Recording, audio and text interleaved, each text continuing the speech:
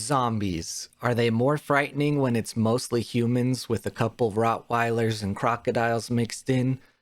Or is it more frightening when it's mostly zoo animals with a couple humans mixed in? Zoombies attempts to answer that question.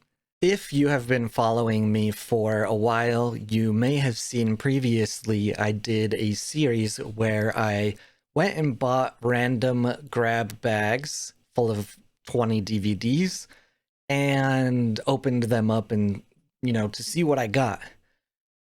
In one of those bags was a movie called Zoombies. And since then, the people have demanded that I watch it and film a review. So this is that review. The first part of it is going to be absolutely spoiler free. So if you, for some reason, want to know if you should watch this movie and you haven't yet, you can watch the first part. The second part will include spoilers as well as all the different ways that people die in this movie. That part, if you are wanting to watch the movie, wait until you have seen it. But I think anyone who wants to watch this movie probably already has, or they're not really worried about spoilers. Now, Zoombies is a creation of the Asylum and a couple of their directors that have previously worked on movies such as Sharknado. So to me, this is a movie that is just in line with Sharknado or, Mega Shark or any of those other movies that the Asylum has put out. I feel like there are two different kinds of bad horror movie. There's the kind of bad horror movie where they were trying to make a good movie and it didn't work out, so it ended up bad. And then there's the other side where they're not really trying to make a good movie. They're almost trying to make a bad movie. And they do it on purpose. And a lot of people really enjoy those movies. And sometimes people enjoy the ones where they were trying to make a good movie, but it ended up bad.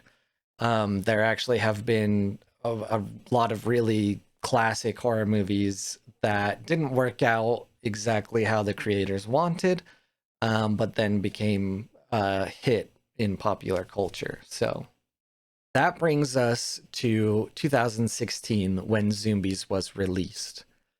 I've actually never really watched any of the Sharknado films or gotten into that. I tend to try and watch horror movies that are made to be good, but I like trying out all sorts of different movies. So when it was requested that I watch this and do a review, I did not mind at all. Zoombies is about a virus that breaks out at a safari conservation type zoo, and what happens with all the people stuck inside the compound. I do have notes that I took during my watch of this movie, but the holidays hit and I didn't get to recording this as soon as I wanted, so if I don't remember some of it, give me a break because of that. I don't know. It's Zoombies. Who's really, judging this review here other than me and myself? Okay. So I promised a spoiler-free review. And I think really it's just that if you like movies like Sharknado, if you like movies that are being bad or low budget on purpose, I almost feel like being bad on purpose isn't really the right word. These movies, as far as I'm aware, are low budget. They know they are, and they poke fun and work with that. There are a lot of references in this movie, kind of foreshadowing that's very obvious. Characters will say certain things that you just know is going to come back and bite them literally later, and things like that. So if you like those kind of movies, I feel like this one is right up your alley. It has really low budget special effects. I actually kind of appreciated that all of or most of the animals were just special effects and you could totally tell. One, it probably saved them money, but two, you kind of know that no animals are being mistreated, which is cool to me. And the acting, no one really had to try too hard, but it wasn't so terrible that it was unwatchable. Really, I feel like if you're interested in this movie, it's to see a campy, low budget movie and see all the weird ways that people die in a zombie film that's located in a safari type zoo. Which later in the video, I will break down all the ways that people died by zoo animals. This movie very obviously early on becomes a play on Jurassic Park and how it could go wrong, but with zombies instead of dinosaurs. Zoombies follows really common character tropes that you see in movies pretty often. There's a group of college kids, there's scientists thinking they're super smart, doing things, that are going to revolutionize something, and then it goes wrong, of course. And your, classic business type person, and then the person who you can tell early on is going to be the kick-ass character that gets everybody out alive, or very few people out alive in most situations like this movie. I really think the spoiler-free review of this movie is it's a low budget, it's campy, it's really self-aware, it uses foreshadowing very obviously as a joke, and if you're into these kind of movies, then I would watch it. If you don't want spoilers, this is where you should go watch the movie and then come back later and you can see what I thought more specifically with my notes. So in this part of the video, I'm going to touch on a couple more things that are technically somewhat of a spoiler, and then I listed each way somebody dies in the film, so I will read those out so you can know what you're getting into, or you can remember along with me. This movie, as I mentioned in the spoiler-free section, is very self-aware. There's literally a line in it that says, "It's a zoo, not Jurassic Park," when they're very obviously making a play on Jurassic Park, which I wrote down earlier, basically a play on Jurassic Park, and then 4 lines down, they say that out loud. So, like I'm saying, there's a lot of typical characters that you would see. It's kind of the point. There are some really funny things that I'm not sure if they were meant to be part of it being funny or just the fact that it's a low budget film, so that's just how it worked out. But there is a gorilla in the movie. Of course, that would be one of the more threatening animals to become a zombie and be worried about. And in some scenes, it's special effects, but I am like 99.9% certain that in a lot of scenes, it's someone in a gorilla suit. And oh my gosh, I just thought that was so funny.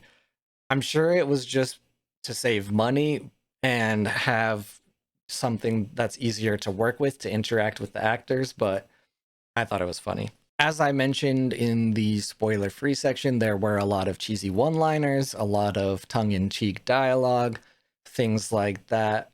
There is a little girl character. She is the daughter of the owner-operator of the zoo, and they're one of my favorite interactions with zombies and the humans was her looking for a stuffed koala or stuffed animal, and she finds a zombie koala, and you just think that at that moment this little girl is toast. But her mom notices that she's wandered off, and she opens the doors to where her daughter was, and her daughter is just covered in blood holding a baseball bat after taking care of the zombie koala herself. So it was pretty cool, kind of flip, a trope on its head. I really enjoyed seeing that. So that is one of the cases where the human prevailed over the zombie. But I think I've really said all I can say about this movie. So let me just list off all of the ways that people died in this movie, because that's really what it's for, right? Making a zombie movie with zoo animals and what kind of zoo animals you can make ridiculously kill people.